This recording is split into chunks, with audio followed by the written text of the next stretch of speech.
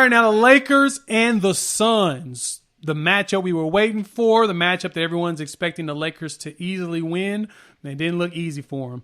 The Phoenix Suns won this game 99-90, and it looks like Bubble Booker is still in full effect. Devin Booker was a monster in this game. 34 points, 8 assists, 7 rebounds. Devin Booker is here. He has arrived. He's finally gotten the playoffs. He's finally got a chance, and he is taking it. 13 for 26 from the field, 3 for 7 from 3. He played like he had no fear, and they were doubling him in most of the game. They were trying to get the ball out of his hands, and he was able to go out there and cook, and then the rest of the team was stepping up. Campaign knocked down a nice 3 besides getting ejected for getting into it with Caruso, which was a little weird to me. But anyway, and then Chris Paul unfortunately gets hurt, a la traditional Chris Paul, hurting his shoulder. He said he heard a crack noise. He's most likely going to play game 2. I don't see him being out, but he's going to be limited. And I can totally see the Lakers kind of going after that shoulder, making him use it more than he wants. Because he was bringing the ball up with his left most of the time. And you can tell that he has some discomfort. And that could, if anything, be what cost the Suns. But the way that Devin Booker's playing, Devin Booker is saying that this is it. This is him. This is his rival. This is his team. Forget Chris Paul. This is mine, and I'm going to run this thing. And he did it. So I'll give him that. The Lakers themselves, they look completely out of sorts. And I'm still trying to figure out why isn't Marc Gasol playing at all. Does Vogel know something that we don't? Because Drummond is playing a lot. Now, Drummond is doing something that they need. He got 7 offensive rebounds in this game. 7. But the Phoenix Suns somehow had 16 offensive rebounds with Ayton getting 8.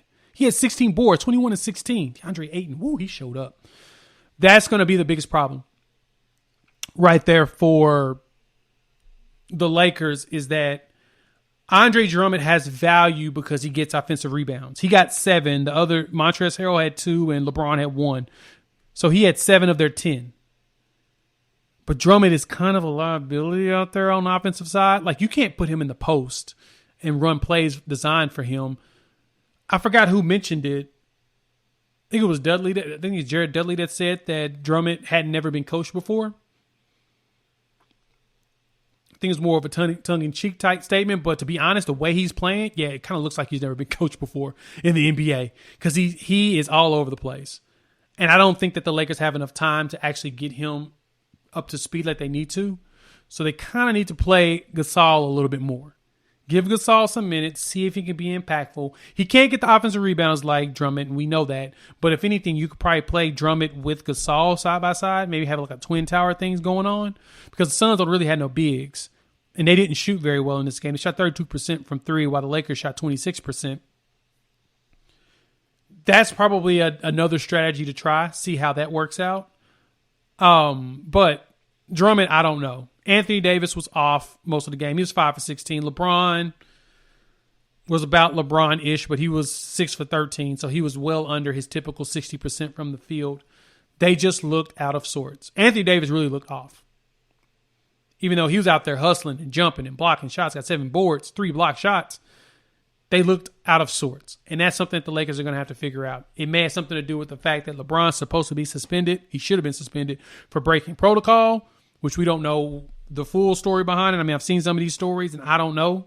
Something else is here. The league may have had some lenience in there once you started getting closer to vaccinations or rules being lifted in cities. I don't know what it is. But if he was supposed to be suspended, then this is basically his suspended game. They lost. The world fixed the problem for you all. So don't worry. The Lakers lost their game. So because of that, LeBron and Anthony Davis need to step up more. Probably need to see more Gasol if the Lakers want to win this. I still have the Lakers winning this in 6. I love what Phoenix is doing, and I love that they're trying to prove us wrong. I really hope Devin Booker averages 34 a game for the rest of the series, because this was a really good game in comparison to what the score showed. It was a lot better, and it was really good seeing Phoenix out there dominating like they were. And it's good to see Phoenix back in the playoffs for the first time since 2010. It's a beautiful thing. Between them and the Knicks being in the playoffs for the first time in some years, the Grizzlies making their valiant return since the grit and grind days. This has been some good playoffs. This has been some really, really, really good playoffs. And I appreciate it, NBA. I appreciate it, team. I'm glad that you all are able to step up after being in that bubble and having a shortened season and condensing all the injuries to still give us a quality product. A+. Lakers in 6 still. But Phoenix, please prove me wrong. I really want y'all to prove me wrong. Lakers in 6.